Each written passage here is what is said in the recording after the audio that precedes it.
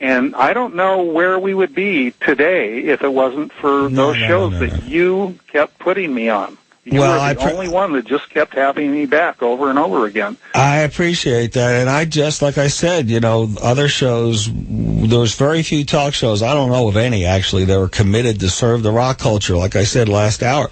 And that, to me, was huge news. My listeners wanted to know about it. I had no reason to stop. You were legitimate. And like I said, I talked to the lawyers. Now, here's what happened on my end, and I think you people have been listening for a long time over the years, heard this story before. I don't want to use names, but there were two major bands that I used. Well, I can mention the band. Yeah, I'll mention it. There were two bands that I would have on all the time, and I still have on. But there was a period right around the time I was having you on that the representative of these bands also represented Courtney Love. And at that time, she had Kurt's money, and she had a lot of power. She had a semi-successful career going on her own, and she had a lot of power. So it was, I called for Def Leppard, and I called this individual, who today, by the way, we're good friends, and he actually has the same opinion about Courtney that we have, and actually Tom Grant has. However, at the time, he didn't know, and he was representing her. And so he wouldn't let me have Def Leppard. And I said, well, what do you mean, Cliff? And he says, well, you're having Tom Grant on, and, I handle Courtney right now, and we better pass. And he also handled, and still does handle, Metallica. Good guy. And about a year later, he got rid of her, she left, and so everything is cool. But that was the kind of pressure I was getting. We never got approached by lawyers. Never. Nobody did.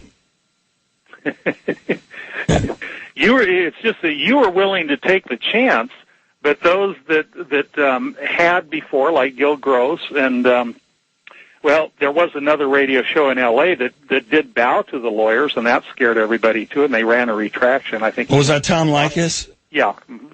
Right. But I was assured by people that worked at that radio station too afterwards. Somebody else actually called him and then passed the information on to me that this wasn't Tom Likas' choice.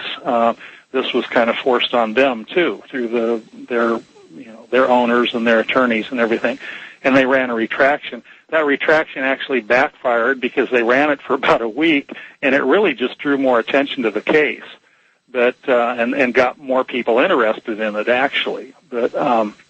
That was the only time it ever really worked as far as running a retraction, but certainly never filing any lawsuits. Absolutely not.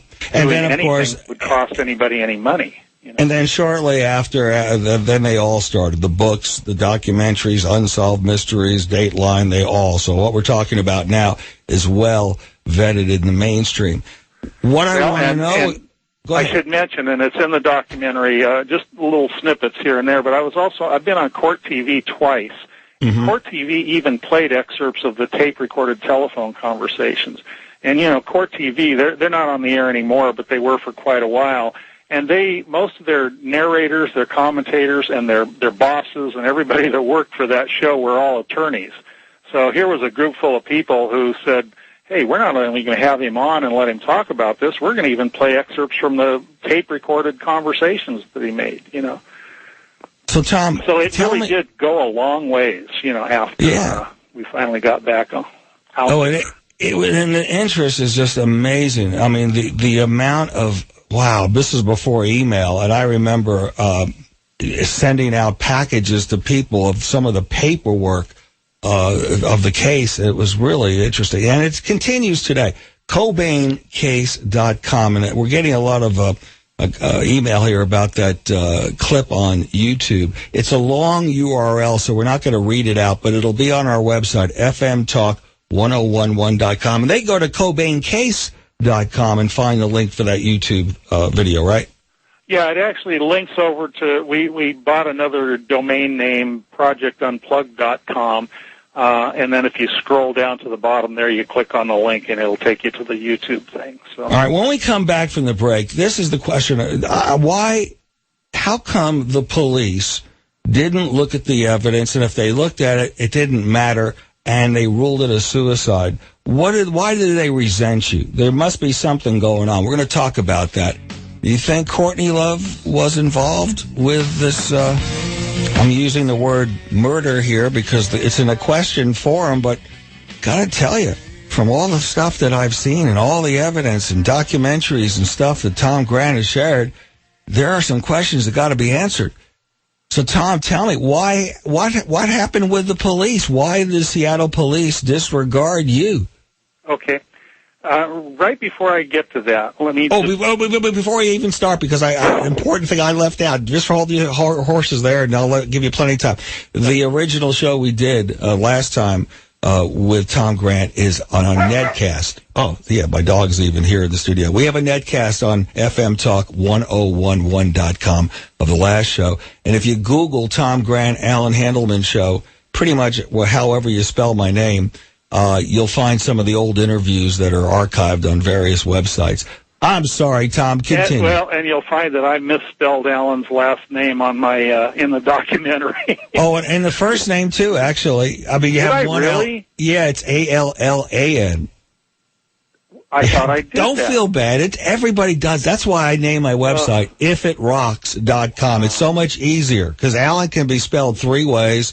And Handelman, but luckily, Google's really good if you spell it wrong about asking it. You mean Allan Handelman, and they spell it right.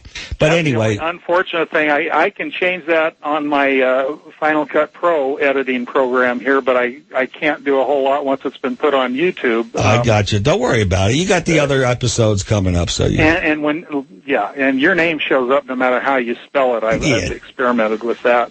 I don't care about me. I don't care. So what happened about the police? I want to mention, first of all, you said, was Courtney Love involved?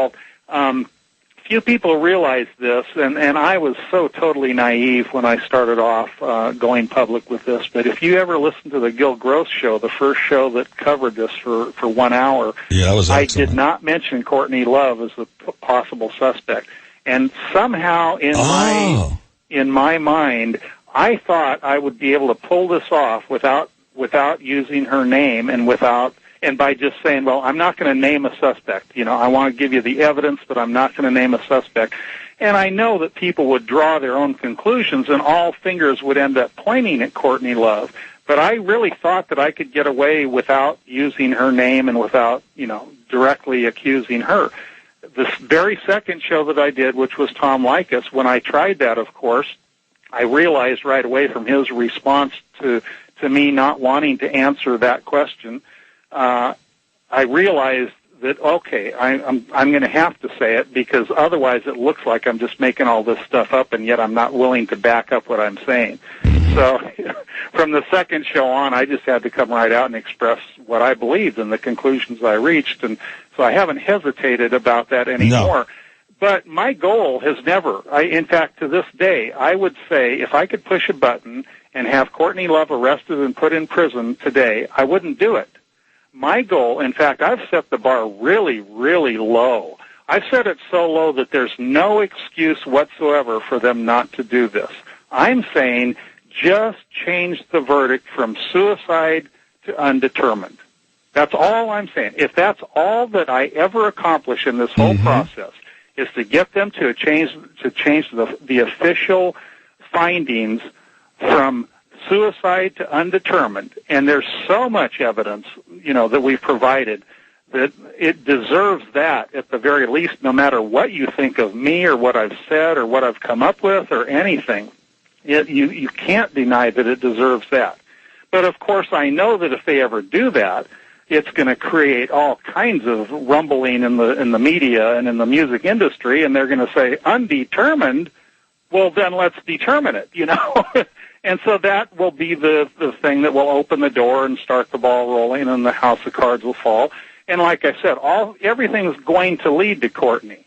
I mean, I believe that, but my objective really isn't to trash Courtney or to, make her a villain or anything. It's just that it's unavoidable. When you start looking into this, everything gets directed back to her. Do you don't think, and we've talked about this before, but you don't think she physically set it up, but she hired somebody, and do you have somebody suspicious? She pulled the trigger. In fact, I know she was in Los Angeles with me at the time that he died, so she wasn't even in Seattle. No, I've never said that she